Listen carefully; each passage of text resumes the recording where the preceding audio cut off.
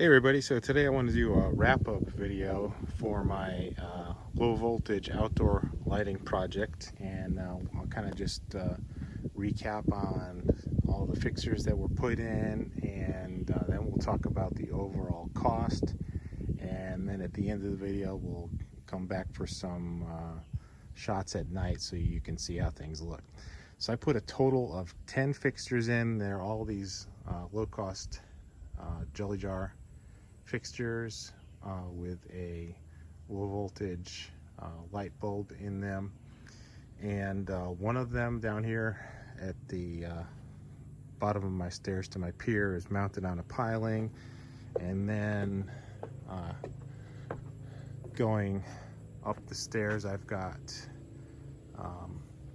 3 mounted to a tree, 2 in the middle of the flights of the stairs, and then 1 at the very top of the stairs.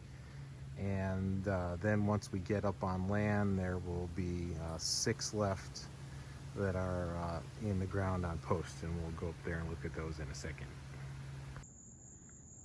Okay, here we are back up on land, looking at the path mounted lights along our route out to the pier.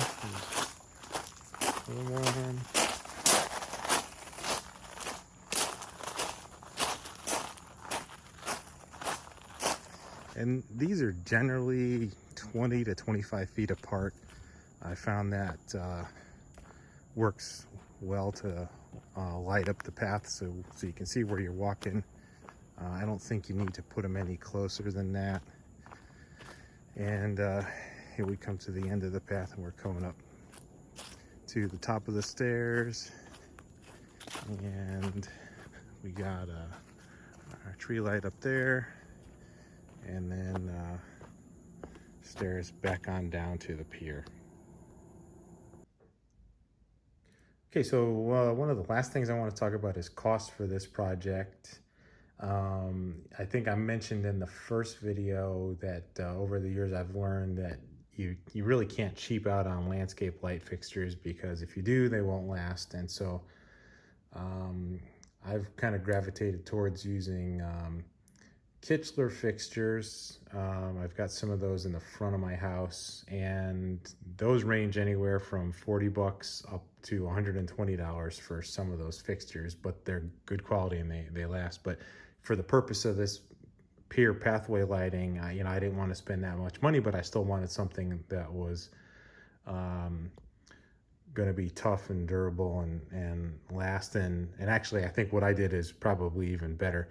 But just for the sake of comparison, I wanted to compare an average Kichler path light or tree light fixture, and I went and looked online, and those run anywhere from $40 to $50. And so just on average, let's say they were $45 each. Well, I did put in 10 lights. That would have cost me $450 for the Kichlers. And by the way, those were only 300 lumen for those lights. But just remember that number, $450. And then over here are the jelly jar on a post fixtures that I did.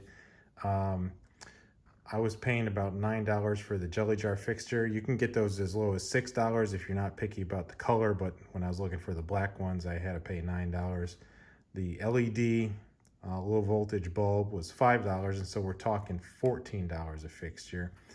And so $14 a fixture over 10 fixtures, $140. And so it's roughly a third of the cost of using the more expensive Kichler fixtures. And again, those are only 300 lumens. I'm using bulbs that put out 700 lumens, so these are actually going to be brighter and more functional.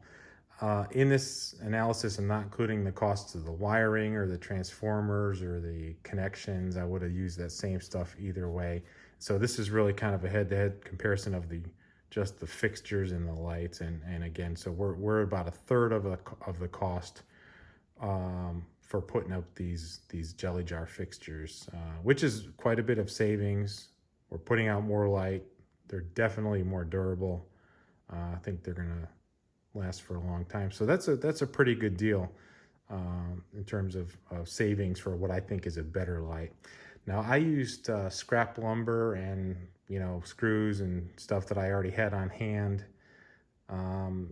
But even if you had to pay for lumber, and even at crazy lumber prices, they're coming down now, but, you know, even at the crazy lumber prices that we've seen recently, you'd really only be talking about another $15 to $20 to maybe $30 for posts and one by material to put up these fixtures. So even if you added in some lumber costs for this type of fixture, you're still talking really, you know, $160, $170 tops, and that's still, you know, big cost savings over the standard types of landscape light fixtures you'd buy.